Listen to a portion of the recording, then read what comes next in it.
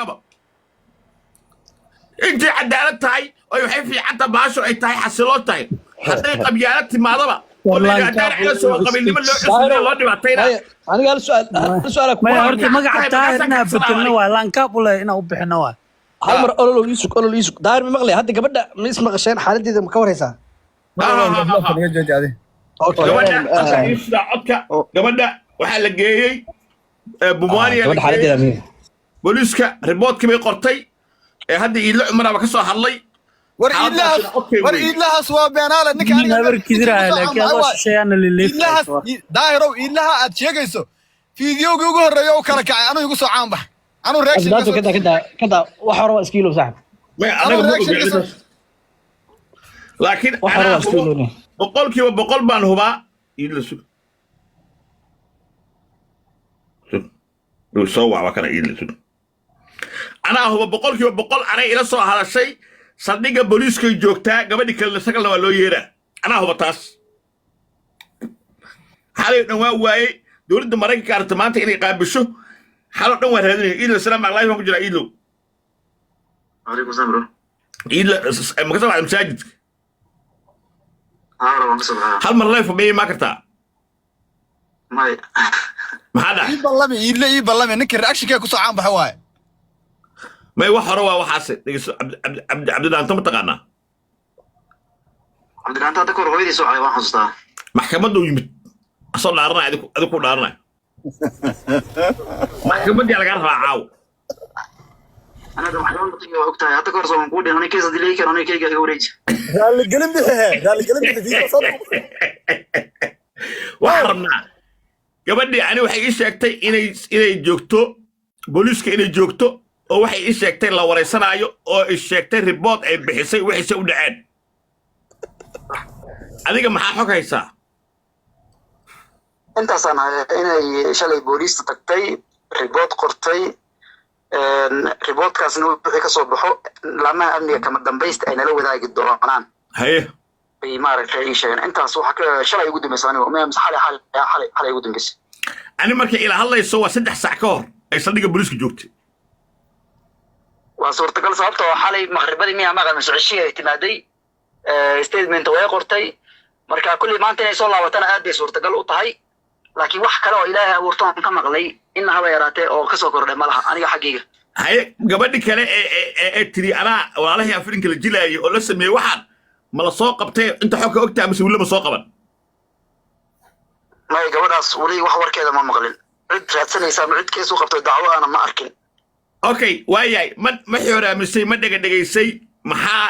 waxay qortay reportka ay qortay muxuu ahaa ma negative uu ahaa ma waxay sheegtay in been sheegaysay ma waxay sheegtay sida banaanba markay laamaha amnigu qof baarayaan baaritaanka oo dhaxda socdo kulama wadaagayaan markay baaritaankaas dhameeyaan conclusionka waxa ayaga uga soo baxo ama waxay qofka afkiisa ka maqleen ama ay gacantiisa kaga qoreen bay dadka la wadaagaan marka I think wixii muddo kadib waa suurtagal inuu macnaha ugu dambeyntii inay soo saaraan laakiin ilaa hadda anaga waxa uu nooma sheegay kaliya waxaan xogta ku hayaa in gabadhaasi ay tagtay statement ay qortay maaragtay arrinteedii laga war helay ayaga iyo booliiskana is arkeen intaas baan aan maqlay hadda ka hor inay booliiska ka dacwootay oo ay dhibaatada sheegatay xogtaas ma heshay maya walaalo maya warbixinta aad soo durta laakiin waxaa ku jirtay in la iswaafajiyey report ay hore booliiska u siisay iyo ka dambe ما إلى دعوة بوليس ودعوة ميامس هنا إذا هرب مع الجي أو بي أتعطوا ستيتمنت. أوكي شكرا كل جسية. روح أصل اللي قدر إنك كان على قرب خد النيو. يعني كان حول محكمة دار على سو يدا كون وجستو محكمة دار إن هذول يسود دعويها يكين. هاي كين حالها سيكو قرب حمرك. هذا كون أكشن من صبحي. يسوق إيد لو كل جسية والبحثة كل جسية صوت ضبط. وحكوا أنا. أوكي.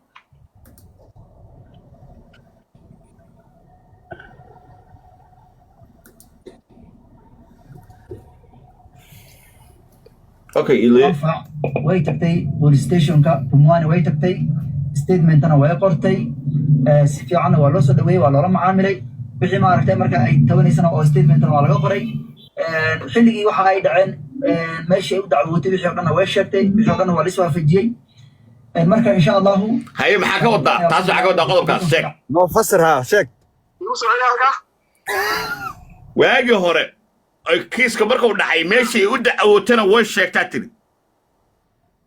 صح meeshasi u dacwootana way sheegtay waa la iswaafajiyaa tiri The Somali community. ya way tagtay waxaad hadday in ay booliiska ka dacwootay anigana waxaan ku yidhi booliis ay ka dacwootay ma maqalin laakiin gabadhan waxaa la sheegay maarata laamaha amnigu noo sheegeen in ay jirtay in xilli hore ay qortay OB oo statement laga qoray maarata lana helay intaasaan sheegay anigu halkaas ma laakiin isla haddana wuxuu lahaa ma hadalkaa ma oran maya anaga waxaan rabnaa inaan fahmnay ilirow habadkaan aan fahamno gabadhaan ma ribood hore meel ay tagtay yaa jirtay oo hore mise meel hore ma jirto marka loo eego laamaha amniga haa way jirtay meel hore tagto soo maa waayo hal maa riboodkaada ku celiyo sug dadku say u fahmaan statementna way qortay anfac way tagtay police stationka Pumwani way tagtay Soomaaliya dhibac malayn way qortay si fiican waa loo soo dhaweeyay waa loola macaamilay wixii ma aragtay marka ay tabanaysana oo statementna waa laga qoray xilligii waxa ay dhaceen meeshii u dacwootay wixii oo dhan way sheegtay wixii oo dhan waa la iswaafajiyay marka insha Allah baaritaan ayaa lagu bilaabay investigation fiican labada dhinacba marka kulli kama hor dhici doono wixii natiijada lama amniga u daynayna sidoo kale anfac waxaa loo fidinayaa insha Allah protection ama in la caawin doono oo xagga ma aragtay amnigeedana si fiican loo sugi doono insha Allah keeska cid alla cid ku lug lahaatay wixii dhanba waxa sadana dawladda noo sheegi doonto baaritaan la sameyn doono insha Allah waa ay ku mahadsan yihiin maxaa yeelay muuqaalka hore markaan soo dhignay telefoonka way qabatay kii labaad oo niri inay timaado way diidana markii ay arkeen way tagtay wayna report gareysay bilis anfac kufsadeen in aydan dhisteen waxa la xaqiiqada marka aduu maxaa aaminsan tahay gabadha kiiskeeda maxaa ka aaminsan tahay wallahi ana shakhsi aan ma garat haye أنا ورك عن شيء أنا ورا عنو ده ما أنا ووركي لا ما أملي أنا لو داقين وقرت كو مركا مرناكم ما ضبط الكركيز كان أنا وارك كذا هاي أوكي ويا عبد الله أنت ما حكوا هذا أو كل جسنية ولا عبد الله أنا صافي إني هذا كور I don't know برامج كل يعرفنا أصلا أصله ما روح بكسر واحد مسمينا واحد بنكسر علي في أكشن بنكسر في أصلا ويكسر بحي لك أصلا أنا وأنا كفي أنا وأصلا ويعي والدك يقعي لكن ما وعد فيه إن شاء الله وحبنا صوم قبل إن شاء الله وأنا تصل عبد الله أنت يا عبس كبقاتي horta aad iyo aad baan horta toobiga daracayso toobiga haleexini su'aalaha darwiishu kaadida toobiga meesha waa maxkamada kiisaskeeda fara badan naga daaniyo baasha waa baa waxaan doonaa waxbaan doonaa naga lumaane bal waxbaan horta dhamayso waaye tiri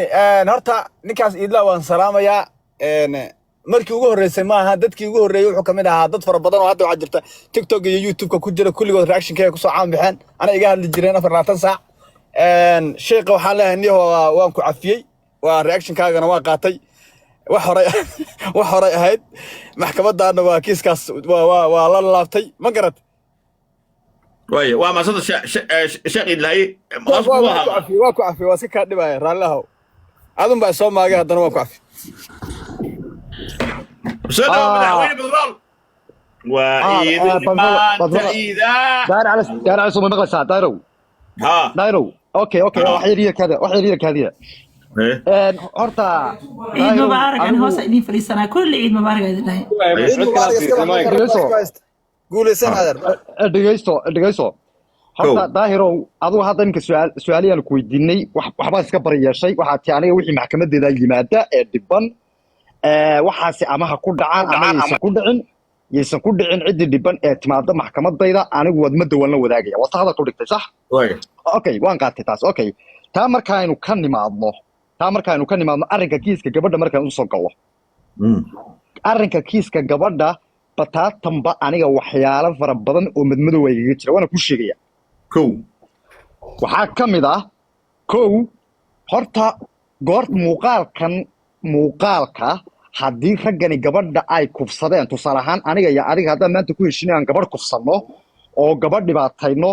oo video ka duubno oo waxa weeye aynu ku rikaatayno ama ummadda soo hordhigno horta sabab aynu wejiga ugu qarinaa meesha ma taala because of sharafteediiba ku ciyaarnay kursanay kow dadeg maxay tahay sababta gabadha wejiga loogu qariyay kolleyba haddii la kufsaday oo bannaanka la soo dhigayo oo gabadhii dhibaato loo geystay maxay tahay wejiga kale ee ay kala haayeen ee waxa weeye maxaa la yidhahdaa ii sheeg ay wejigeeda u qariyeen waa kow waa qodobka labaad qodobka labaad ee meesha iyaduna yaallaa waxa weeye gabadha waynu naqaanaa inta badan dumarku marka la kufsado ayaga ayaa waxay jecel yihiin in aysan ceeboobin oo ummadda la barin waayo Soomaalidu waa ogtahay waxaa la yahay qofkii barkiisa loo galay wixii inay qariyaan bay jecel yihiin waxaa kale oo ay gabadhu in ay ku dhiirato in iyadu intii publicyada la timaado oo tiraahdo waa lay kufsadayay hayaayay ummadii Soomaaliyeed hayaayay taasna waa qodobka labaad su'aasha labaad aan qodobka labaad aan waxa weeye shakiga galay qodobka saddexaad adeeg qodobka saddexaad shakiga galay waxa weeye okay gabadhan waqtiga ay tiri waa lay kufsado dhibaatada lay geystay adeeg iyo waqtiga ay sheegtayna farqi aad u dheer baa u dhaxeeya taafraadan kusoo gabagabanaya waxa weeye taafraadan kusoo gabagabanaya waxa weeye adeeg daahiro okay waxa weeye adiga maadaama uu kiiskani kiis weyn yahay nin weyn ummadda Soomaaliyeed ku xidhan tahayna ay tahay berrina ay ku imaanayaan dad dhibaatada oo kale dhab ugu dhacday ku imaan karaan okay ma wayna habboonayn in aad iska hubiso oo aad tiraahdo waxaan haddaysan waxba ka jirin walaalay anna sharaftayda hay gaga ciyaarin because of dib lay aamini maayo qof dhibaata haysta berri haddaan keeno ummadda Soomaaliyeed iga qaadan mayso waxa weeye maxaa laga sheeg caddayn oo aan inaad degdeg aad media la timaado iyada laftigeeda inaad ku khaldanayd ma aaminsan tahay ta ugu dambaysan ku weydiinaya waxa weeye ma ta ugu dambaysan ku weydiinaya waxa weeye okay arrinkan waxa taada nin hawiyo hadlaana sax okay arrinkan gabadhu maadaama ay gabadh hawiyo tahay ifan ba haday arrinkan ku dhacday maxaad arrinkan hoos ugu dhamaan weydo in gabadh hawiyo in la kufsaday hadday maxkamad tahayna waxa weeye hoos ugu saar weyday haddii cadaalad raadinayso hoos ugu raadi weyday gabadhana sharafteeda waxa weeye aad u ilaalin weyday waa ka baxay waaya qodobka koowaad waxa ay tiri intaan ka xasuusto waxaad ugu tiri maxaa gabadha wejigeeda loo qariyay su'aashaas jawaabteeda Daar Calasow ma laha Roberto Calasow ma laha waxaa leh dadkii meesha geeyey ee kufsanayay su'aashaas jawaabteeda dadkaas iska leh ama ayada in la weydiiyo wey anoo kuwa kufsanaya ma nihin kuwa meesha geeyey mahay sabab wejigeeda loo qariyay anigu ma aqoon kara taas waa qodobka labaad waxaa tiri maxay gabadhu maadaama haddii gabdhaha la kufsaday ay wax qarayaan maxay mataqaanaa ay isu ceebaysay su'aashaasina ciidan soo saaraya ayadaa weydiinay sababta isu ceebaysay ee u go'aansatay inay kiiskeeda bannaan keento anigu afayeen uma ahi qodob saddexaad ayaad ii keentay waxaad igu tiri hawiya u hadashaa ee maxaad hoos ugu dhamows kiiskan marka la ii keenayay gabar tahriibta oo magafo haysto oo ay codkeeda ku dhegeysiin karo magafe ayuu ku soo bilowda kiiska hooyad baa intii xawo jaras kiiska magafo ahaa ee ma ahayn bar Roberto Calasow ma qusayn markii nimankii Allah hadlay ayaa la yiri ninkaas lacagna soo siiyay dhaheen oo saasaan u haynaa qodobka afraad ee weydiisay oo tiri sidee baa loo rumaysan karaa hadday warkaan been noqdo oo qof kala timaado niwaani meesha lacag inaguma siiso qofka dhibaraha ah aniga ma aaminsan qof dumara oo Soomaaliyeed ayaa wejigiisa oo furan inta meel soo fadhiisto oo wuxuu leeyahay fayla laga galo oo waa lay kufsaday oo beenu sheega weligeena aamini maayo mana aaminsani baahi iyo sabab ku qasbi karto qof dumara inuu meel soo fadhiisto wejigiisa baneeyana ma jirto see loo rumaysaa haddaad tirahdana waxaan ku sheegayaa qofka halkaa yimaada wuxuu xaq u leeyahay inuu wuxuu jiro oo ka hadlo qof allaali qofka uu eedaynaya most welcome way marka qofka kale wuxuu xaq u leeyahay wax la right of reply oo code of conduct journalismka oo qeexayo oo ah inuu qof kale isdifaaco oo yiraahdo waxa la iga sheegayo waa been taasoo xaq u leeyahay qof kale اوكي gabadha hadday ku cadaato in ninka been ka sheegaysay maxkamadda ma xukumi doontaa ay kala halka su'aal kuna weydiinaya halka taala ka jawaabaya halka su'aal halkan gabar baa timid ma si halkan gabar baa timid haddii ma horta dhigayso saaro haddii gabadhaasi waxa weeye haddii gabadhaasi arrinkeedu uu caddaado in ninka been ka sheegaysay maxkamadaadu ma ka soo horjeesanaysaayo rubeeta cala soo la safaraysaa dhegayso halkan gabar baa timid gaar jecela gabadhaasi gaar jecelka waxay tiri nin baa i kubsada maryaxaana ninkii maxkamadda hor yimid wuu garbaxay kiiskii baan baarnay waxaan soo xaqiijinay in ninku gabadha iyo habartaba ula seexday kufsina uusan ahayn raalli isaga ahaayeen bartaanaan nimid ma qabiilayn si saxaan uga jawaabnay waa sheegna waxay jiray wiilkii halkaan soo saarnay waana ku raali gelinay waana sheegnay waxay jiray that's what we call داير indhagayso laakiin hadday caddaato rubeeta cala soo in laga khaldanaa halkaana soo saaray rubeeta cala soo ka cadaynaynaa hadday caddaato gabadhu ninka inay ka beeshanayso soo kordhay halay maqlaa ne cabdi halkaas su'aal walaalii kaadin adro qodhara hadiiba ay caddaato gabadhu ninka inay ka been abuurinayso sharaftiisa ku ciyaaraysay maxkamad oo arrinkaas caddaato maxkamaddu ma la safan doontaa rubeeta cala soo oo gabadha naftiisa ku qaadi doontaa baba laga balaarinaa lagu dhahabay hal mar waa laga balaarinaa adiga warbiyo su'aalaha ninkan aad weydiinaysaa ninkan waa dadkayga aamusi arrimo badan baan soo helay xogo badan baan wadaay ko ibalaade horta haye بسم الله الرحمن الرحيم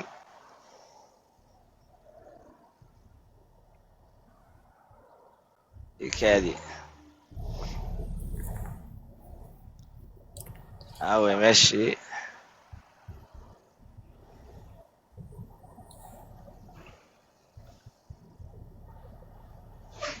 hadda hawal hadde la ku balaariyay hadda كادي صور كان soo saaranaya صور baan soo saaraya wala ninki daraacayso waxay kaga dhigtay wallahi qabiil weyn baan ahay ninka ma u jeedaan sawir ma u jeedaan dana qabiil weyn ama laangaba aniga marka qabiilniga la siin xal ay ku ma u jeedaan sawir maya war waxba ma jeedno hadda ii kaadi marka koonkan soo bedelanaya ka kale iga soo qabo marka kan waxba ka khaldanay daayiro aad baa lagu cabsi galiyay miya waxay ka dhamaan weyday wallahi laan dheeraanaya darwiisho waa hadda waa googa laakiin waxa la iga qaadi karin lafoyna adnoo ka cadka shakhsiyan qabiilnimada kaga adka hal mar marka maadaama aad wariyo tahay dadka inaad dulmisa xaq miya ummadda Soomaaliyeed oo u dugdiglayso tiraa dad waxaan naga qaaday tulmigooda waxaan carab kala muud kala dhilaa ku dhashay waa ka soo horeynay muud kala horta sida aadan yaxye safka ku jir muud kala dhilaa ku dhashay waa laga soo horeeyay markaas uu leeyahay aryaha inaa ummadda tulmis inuu wax tulminaysay ku ogaatay iyo dhageysta habarta sagal la dhahay fiidiyogeedu waa tuuban yahay iyadoo dheeso waxaan pranki ahaayeen kufsuma pranki noqdo wiilasha walaaladii naagtaas film ay la jilaysa camal okay in a way fiidiyooga page-kaygu yaala meel kastuu yaalaa horta kiiskan wuu jiraa in la caburiyaan la isku tayaa qolyo badan oo xanuunsan oo waxa waay laankaabyo ah oo ninkan hore u ciilay iyo wixii oo dhan isbaastay ninkan odayga ah ee laankaab uleeye ah waxa waay 25 qol oo kala balaari marka hadday balaari marka hadda sawirka soo saaraya maytiyaar waa abto lagu balaarina u kaadi meeshaan waxa u jeednaa marka intii ciilneed victimiskii dhan inay soo baxaan aryaa taayir uu ceebooba TikTok ka baxa niyo wuxuu TikTok ka baxa ee wuxuu ceebooba mala meeshaan wixii gacan soo tuubto wixii lug soo tuubto wixii la booday meeshaan victimiska lagu caawiyaa anyone of victim guul wadaynta waxaan guul wadayn way dhaaftay daahir muud kal cabti dhaanta adaa naga dhaxninkana anaga habar kidirana ani qabiiliya qaybta habar kidirnimada ay shaqeynayse markii taarood iyo qashin ay soo raacaan niyo ninka nin qabiil loogu faani karo ma lahan habar kidirta waxa waa taaroodka inta u tagday ka dhaxninkinaysana nacalad baa idinku taalato faarka qabiil ficil aan loo cadaabaye daahir waxa loo bursanaayo waxa weeye habar kidirnimo iyo waxa waa nacaab laga dhex arkaayo waay niyo ninkan ciitiidka nool waaye dhilla idin dhashay ku taba feela waxa waaye lankaabiyadan waxa waaye 25 qol u furan yahayna haddii wax samayn karaan ha sameeyaan waaba intaas waaye waa maasantahay ukaadi marka daahir ninkan aqoon mawleeda ninkaani waa aqaanaa nin ogaadana wey maaha nin ogaadeena ninkaani ma ameen ninka ogaadin kara Mareykanka ahay maya ninkan nin ogaadeena maaha waa nin dira oo la yiraahdo lumis la yiraahdo oo suraa haye akoonkiisu waa kan haye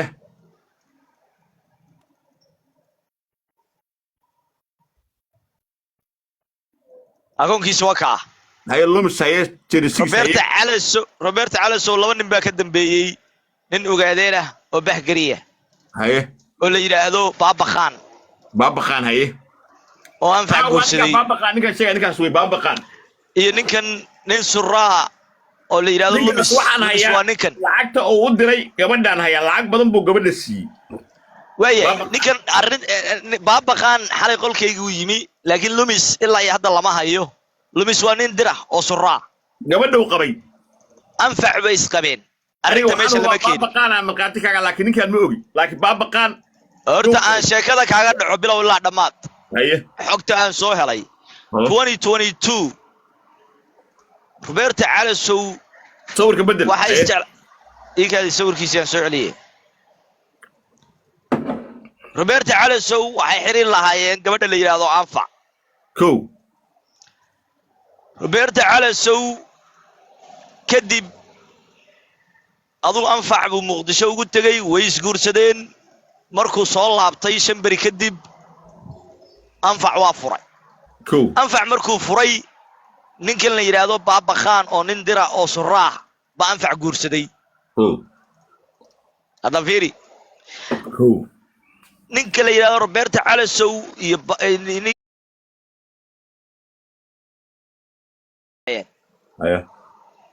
laba nin oo saaxiiba way ahaayeen lumis waa dhaqaaqay Muqdisho ka degay anfac buu soo guursaday Mike baa dhex maray Roberto Calaso iyo lumis oo TikTok ka dhacay live arrinta banaanka lama keenin Mike-gaasi wuxuu ka dhex qarxay ninka la yiraahdo lumis iyo ninka la yiraahdo Roberto Calaso waa maqlay sababta anigu waxaan la yaabanahay sababta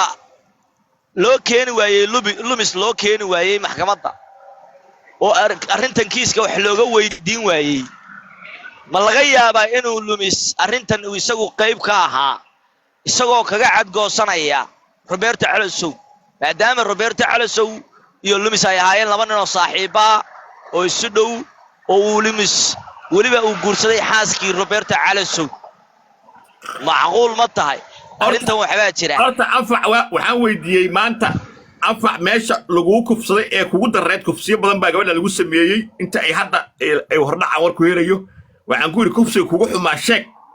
waxay tiri kufsiga ugu xumaa ee lagu sameeyay shirqool wuxuu ka dhacay meel la yiraahdo section 3 ma fahamt booliiska saasay maanta u sheegtay isku hadal u sheegtay ma fahamt marka booliiska sugayna riboodka booliiska aan sugno ninkaana noo keena telefonkiisa ninkaan telefonkiisa ii keena hadda lumis in la keeno in la soo raadiyo la waraysto waliba Khalid Mulla xalay qolkayga wuxuu ka baqbaqay hal mar aan koolkan qabtay baqbaqay ma ahay kii ogaadeenka aawe muxuu ahay baqbaqay ma ahay والله بالله تلاهي شك وقصل اوكي بركا نينكن ما waxaa lagu qabtay marka ani waxa la yaabanahay sababta ay gabadha laba nin ba ka dambeysay ninkaas Mareykanka jooga lacag fiican buu sii jiraba babaqaan maxay u dacway weyso dhiyo weyso saay dhibaatay kan maxay u sheegi weyso maxay Roberto Calaso kale u sheegay gabadha ballay maqla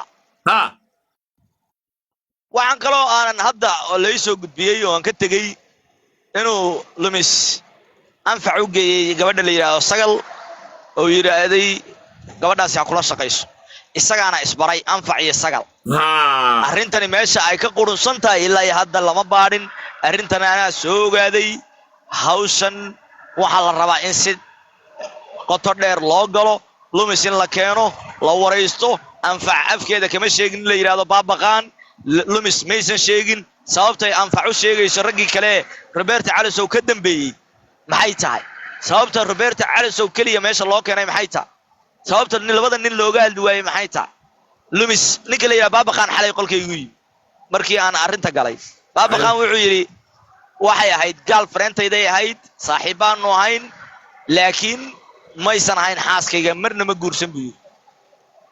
baabaqaan hadalkaas waxaan hubaa $6,000 waa $6,000 baabaqaa inuu siiyo anfac aan hubaa $6,000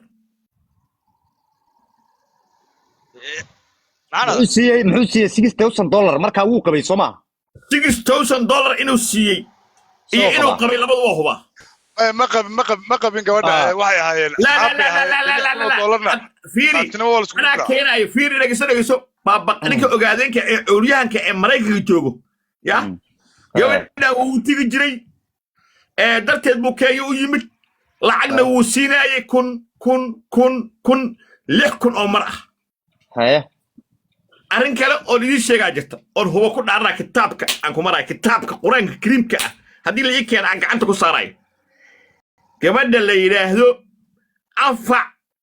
dhibaatada lagu sameeyay gabar Soomaaliya oo lagu sameeyay waa dhif iyo qalin anfac kufsi xitaa ma ahane anfac xitaa waxa lagu sameeyay wax oo joogto ah ayaa lagu sameeyay barnaamijyo joogto ah lagu sameeyay jiray shikaata ma ka wadaa wayay daayiroodaan su'aal ku weydiinaya oo la iibinayo waliba lagu sameeyay xitaa wax kasta lagu sameeyay gabadhaas daayiroodaan su'aal ku weydiinaya عبدي عبار واحد شيء لما أنا بدهنا. ما يا سؤال لبس سؤال كلية بس ما نقبع. أنا بتقنا عفوا إنه دي بسوق على تقصتها فوق هذه.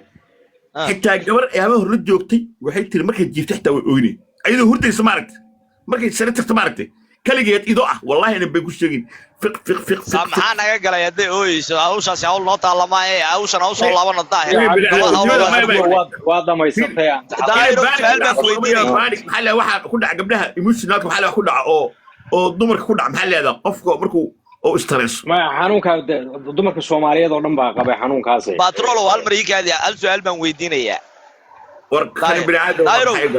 su'aal baan ku weydiinaya ha saraakiishii hawshan baaritaankan ku guda jiray ee dalka Kenya ku sugnaa waan wacay ko wallahi iyo billahi iyo tallahi waya waxay ii cadeeyeen inaysan xalay anfac saqdi dhexe 12kii midnight-kii inuu telefonkeedu furnaa laakiin bacda al-maghrib markii afurkii kadib ay isku dayeen inay anfac wacaan oo ay la hadleen oo ay anfac hooyadeed xataa waceen oo ay anfac ku ballameen inay saldhigga booliiska ay ugu timaado si baaritaanka loo galo anfac telefonkii way dansatay meeshii lagu ballamayna ama lagu ballamiyeyna way imaan weyn waya xalay haddana midnight-kii telefonkeeda markii la tracking gareeyay Kenya ku sugnayd wayna telefonkana waa u furnaa marka anigu waxa aan weydiinaya waxay tahay anfac maxay telefonka u dansanaysaa oo qaranaysaa anfacse ma aday ku afduuban tahay oo meel ku joogtaa oo adaa marna telefonka diminaya marna daaraya naga jaahil bixi waayahay been baad sheegta been dhegeyso anfac gabadha yiraahdo ya shalay maghribtii booliiskay tagtay ribooda laga qoray saaka loo yeeray aanay isoo wacday anigu hurda 3 jeer markaan telefoon ku celiyana kaamirada ii furtay ayada oo booliiska ay wareysanayaan oo booliiska la joogto أنا يتصدق بلسك جوتو بين الشك بين دعيت واحد جرمل ما جوا يا عبدي ودقل دين هذا بدرو وروايد كده جاي أنا ما بدرو دايبل horta waa salaamo ya nimayow kiiskan kiis baa ka horeeyay wiil Soomaaliyeed lagu ceebaysanayo oo halkan aan ka daawanaynay maxkamadan oo gabadh iyo hooyadeed oo wada socda oo halkan wiilkii intuu soo dhiiraday baa halka soo fadhiistay oo maamadii soo hor fadhiistay iskana bariyeelo yiri haddii aad dambigan aan leeyahayna ha laygu qaado dadka gabdhaha Soomaaliyeed iga badbaadi mahayaane haddii aanan dambigan lahaynna ha layga tiro banaanka ha layga mariyo waan ogeyn macnaha banaankaas wiilkii uu ka maray oo de wixii wax uu soo shaqo ku lahayn bay noqdeen iyo wax lagu carjaameynayo oo la marmarinayo noqdeen arrintan marka hadda taagan gabadhan markaan dad badan dhageystay gabadha codkeeda waan dhageystay gabadh kale oo ay saaxiibiyeen codkeeda dhageystay ninkii la yiri hawshan uu ka dambeeyay codkiisa isagoo qol saaran baan dhageystay markaan wixii isu geeyay adiga laftaada qolkaaga markay saarnayd hoos baan joogay arrimahan markii la isu geeyo aniga markii hore aad baan uga naxay gabadh Soomaaliyeed ninna walaashii qaabkaas in loola dhaqmo dil buu ka xigi lahaa nin walba oo Soomaali halkan fadhiya gabadh baa la dhalatay ama wuu dhalay ama way dhashay ama walaal buu leeyahay ama wuu qaba waxaaskiisii weeye ninna ma ogolaadeen qof bili aadan ah oo female oo dumar ah cidna inay sidaa ula dhaqanto nin walba uu ka dhiman lahaa laakiin arrintan markaan u fiirsaday gabadh codkeedaan dhageystay after ay maxkamadaada timid cod laga duubay oo leedahay wiilkii waxay la hadlaysaa arrintan inuu ka dambeeyo oo wiilkii qabay Roberta ay message ay u duubayso macnaha ay hawada u marinayso oo leedahay dambi kuma haysto waxna kuma qabo in adeerkay baa tahay in aad ku faraxdo aniga dhibaato la ii geystay oo aad sawirkayga shaashada soo saarato kaama filaynin fiiri waa arrin aad u fog because ninkii dambiga loo haystay inay gabadhi dhahdo waxba kuma haysta waxna kuma qabo waa far away ninkii la lahaa dambiga dhanba falka isaga ka dambeeyay aad bay arrinta uga fog tahay at the same time waxaan dhageystay gabadh kale oo ay saaxiib ahaayeen oo iyadana baraha bulshada ku jirta habeenkii ay halkan imanaysay ka hor habeenkii ka horreeyay bay gurigeeda la joogtay iyada oo ay la leeyahay gabadhaasina way ka dambaysaa dambiga oo dambiga waxbay kaga jirtaa ayay gurigeeda tagtay hase dhacdo gabadhu dambiga ha lagu sameeyo waxba waan gartay laakiin waxaan aaminsanahay dad badan oo iska dhigayay in ay yihiin isdagaalsan yihiin inay waxaan soo abuureen oo hataa hadduu jiro ay soo karkariyeen oo banaanka keeneen hadduusan jirinna oo waxaan wax been abuurasho yahay sida hadda qolal badan lagaga sheekaysanaya qaarkood ay been abuurasho tahayna uma malaynaya daahir calasow wadan sharci leh buu ku nool yahay maxkamadan cid kasta timaada intaan arkayay been iyo runba way timid uma malaynayo haddii uu lu ku leeyahayna inta maxkamadda wax ka baxsan inuu ku leeyahay anigu ma aaminsanahay hadduu ku yeeshana de oo dambiilayaasha ka mid noqdana dambiilayaasha lagu qaadayo ka mid noqonay laakiin waxaan aaminsanahay dambigan haddii gabadha lagu sameeyayna dadkii ku sameeyay ee ka dambeeyay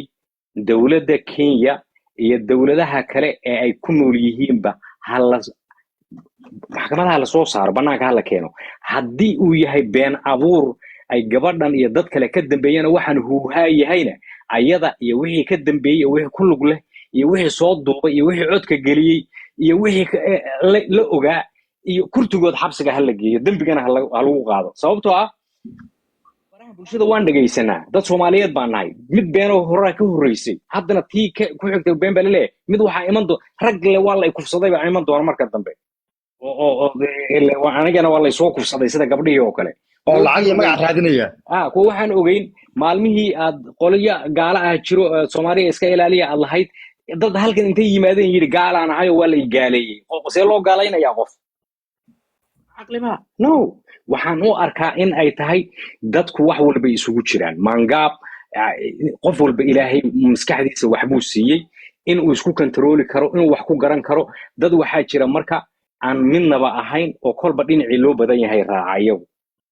waxaan leeyahay dadkaasoo ha ku milmina society-ga ka jira social media dib uga joogsada ha ku dambaabina daahiro mid baan ku leeyahay waan ku siinayaa mid baan ku leeyahay arrintan haddii sida ay dadku kuugu imanayeen aan lagugu yimidna war xaq baad u leedahay inaad dadka u soo jeediso sababtoo adigu urkubaale ma tiid ma ogid cilmi qaybka ma taqaanid qofkan ma run buu sheegaa mise been maalin walba halkan maamooyin baa lagu caawiyaa dad baa dhibaato sheegta dad is haystaa lagu kala saaraa hadday dadkii gabadhu la mid ahaydna warniyo raganimaad samaysay wixii ka soo baxay ee dawladdu ka soo saartana waan u wada joognaa haddii ay tahay wixii hadda waxaad ku leedahayna waxaan ku dhihi lahaa أنا آمن سنين. ما يريك هذه. وني أورتا نكها بترولا وجاسكابا وحنا وكهل لها وكهل لي. أنتي رأيي أنا وان قبيبة مدحوينها سوتشيري ومصعب كالصومالي ده أما مدة الصوماليات wanaagga maalinta la qabto ma arkaan laakiin maalinta wax yar oo xumaana ama mushtabahaada dhacaan bay soo midkii cuqdad qabay iyo midkii la dagaashanaa iyo midkii awal bada qofis hayeen intuu qol iska soo dilacsado waa been iyo waa burobuga shalay bay ahayd daa'ir cali suuq maxkamadan markii maamo dowladdii Soomaaliya la dhibaateeyay uu ugu qabanayo raggii isu keenay oo intaasoo kharash ku bixin waxba laga qaban waayay qofku marbu hambaliye mudan yahay maalintu wax wanaagsan qabto qofka in loo hambaliyeeyo haddii wax iska dhacaan oo kiis noocan oo kale uu yimaado oo gabadhan anigu gabadh la dulmiyay anigu ma aaminsani gabar Soomaaliyeed baa intay meel timaado dhahaysaani waa la dulmiyay oo waa la dhibaateeyay oo kaamera furanayso oo bini aadam soo hor istaagayso oo sharafteeda gabadhnimo ku ciyaarayso iyadoo hanti raadinaysa gabadhan wax la siiyay ma jirto marka runta la isku sheego Soomaalidu dad wax haysata maaha 15,000 iyo qiimeeya war caalamka milyan yaa la isku dhiftaa haddii aad tagtid TikTok wuxuu leeyahay popular meelaha buu leeyahay gabadh iska sheekaysanayso jalaato iska cunaysa 2 milyan iyo habeen 5 milyan iyo lagu dhiftaa gabadhan masaakiinta ah aan waxaan aaminsanahay in la dulmiyay gabadh Soomaaliyeed ma tiraado waa la dulmiyay de war jiraan cakaaru imaan wadanka dawlad buu leeyahay waa la soo baaray kiiska de intii aan ka hadli lahaa Botrol baa ka hadlay shalay ahayd markii wiil marraxaana la dhahayay waa la dulmiyay haddana dulmigii uu soo ku soo baalkeen marka niyo waxa fiican maxkamadda qofku markuu yimaado ama har saxsanaado kiis saxsan ha wato maxkamaddu iyadu way qaadaysaa wixii ka soo baxana Soomaalidu ay soo gudbinaysaa laakiin Soomaalidu xaq uma laha inay iyagu dhaleeceeyaan oo dhahaan qofkan isaga waxaan wada iyo mashruucyo noocaasa marka inuu dhamaantii waxaan leeyahay ciid wanaagsan ummadda Soomaaliyeed way hadalka niyo inta horta hadalka muhiimadiisa waxaa sheegay madaxweyne Badrola sheegay aniga hal xabaan ku darayaa hadalka arrimaha kale oo dhan ma taqaana gooniga ka dhigana laakiin hal xabaan ku darayaa niyo hal arrin haddaan la joojin kiisaska oo been abuurka way badan karaan hal program oo waxaa jira la igu qasbo dadku igu qasbaan ayna muhiim tahay in maxkamadda laga joojiyo oo si kale u bedelo qodobkaas muxuu yahay naagahan in dadkaan imaanaya maxkamadda ee lacagta aan siinayno ee lacagta aan ugurayno in la joojiyo aniga ilo habboon haddii arrintaa la joojiyo oo lacagtaas aan naag kasta waa siinayaa markaan siiyo waxa aniga 5 jeer iga been abuurayba waaba lii soo adeegsana xitaa marka qodobkaas lacag aruurinta inaan intaas ku raacno maxkamadda aan ka joojino waa muhiimadda oo qofka dhanahaye dhibmaa qabtaa dhibkaa qabta sheego aan ku dhegaysanay qofka dhibka inay sheegato haddii qofka dhibka ay sheegato aan wixii aan kala qaban karna kala qabanno laakiin haddii qofka marka uu dhib sheegta aan dhahno dhiig joojin ha loo sameeyo ha la waxeeyo waa isoo balansanayaanba haddaba waxaa dadka adaa baraya daahirow mudgal annaga hadlayna bastaryo marka aniga qodobkaas waxaan qabaa programyada oo ilaahay kuma samadiiday sadaqada inaan aniga daahiraan ah fiiri wixii familkayga ah anaa xallisa kara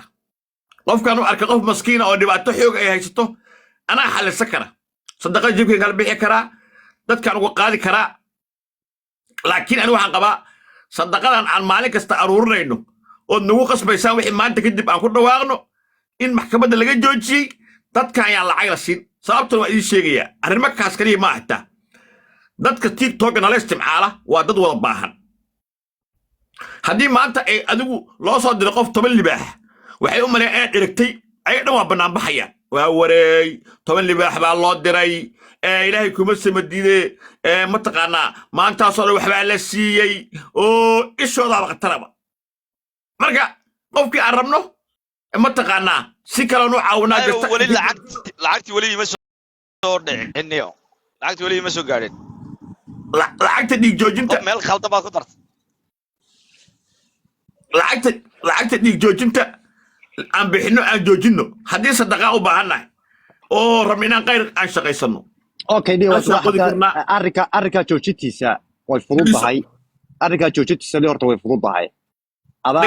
haddaan rabno marka inaan joojino wiilkan warkaa kaa dhamaystay muudka gal war badnaa horta ninka ceelashaan qodi karnaa dhegayso ceelalaa qodi karnaa ceelashaasaan qodahan ka shaqeeyaa dugsiyo quraanaan samaynaynaa xarumaha agoontaan samaynaynaa masaajidkaan samaynaynaa marka bisha ramadaanka la gaaro dadkaan afurinaynaa arrintaas aan bol u dhigno maanta aan go'aankaas qaadano daas simple haddii meesha loo maleeyo qofka inuu hunguri ku hadlaayo hungurigaas aan ka joojinno okay horta arrinka haddaad doonaysa inaad joojiso arrinka qofka ugu weyn waxa weeye bilaabay ee keenay adiga wey adana joojin karaa arrinka waxa weeye baalkaa arrinkana wuxuu noqday arrin la isku dayday qof walba si wax ku heli karayo dadkii dhibanaa lama arko wallaahi bilaahi tallaahi baan dadkii dhibanaa la arkin oo dadkii dhibanaa cida aaminaynin oo dadkii dhibanaa aysan golayaasha imaanin dhammaan qof maba imaan karaanba dadkii dhibanayaasha ah ee baahidu haysay exactly okay daahir cali sow hadday arrinka joojinteedu baalkii tahay in ummad public lagu caawiyo oo la yidhaahdo waxa weeye qofkan gifti ha lagu caawiyo ilaahay baa inalahe dadka adaa baray adaana joojin kara adigoon buulla aadan tuurin arrinkanna wuu fogaaday waayo niyo hadda waxay maraysaa in ay hooyo tiraahdo waa garanaysaa ilmaheedii wallahi ay tahay bilahi haddii wax ku helayso ilmaheedii inay waxa weeye suuqa soo dhigto haddii ay halkaa gifti kaga helayso arrinkaa markaa niyow anigu waan qabaa in la joojiyo haddii qofka la caawinayana si hoose loo caawiyo oo arrinkan laga hortago intaana waxa weeye garanaysaa aysan mar dambe aysan dhicin aniga arrin baa ii soo dhacday oo aan soo ogaaday dairow update baan ku siinaya horta gabadha anfaca balwad bay leedahay kow niyo gabadha meesha ku cayniyo asaada mahe gabadha cayn haddaan caddaynta keeno ka war caddaynken laakiin hadal afka kama yahay gabar anigu aflagaada ma wado no fiiri aniga maahay moog dadka qaar maahay moogta ismii cabdi caddayntaan keenaya hadday leedahay taabka gabar Soomaaliyeed ka dhacday maya caddayntaan keenaya kiiska aan ka hadlayna ku soco weeye ku soo laabo waxaan kaloo weynta bareefadka laguma hadlayo waxaan kaloo halkan aan rabaa inaan ka caddeeyo Roberto Calasow isagana cimaamad weyn oo xaalmarina loo samaynayaa ninkaas waa dulmare qolkeygana lagu cimaamadayaa ragga Soomaaliyeed oo dhan habeenkaas soo wada cabaysteen waayo inaad yar la iska yeeli maayo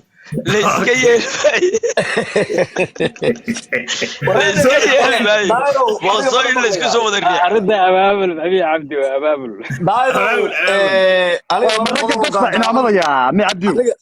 aniga baan rabaa inaan iraahdo horta dhammaan waa idin salaamaya bacda salaan laba erey oo gaagaaban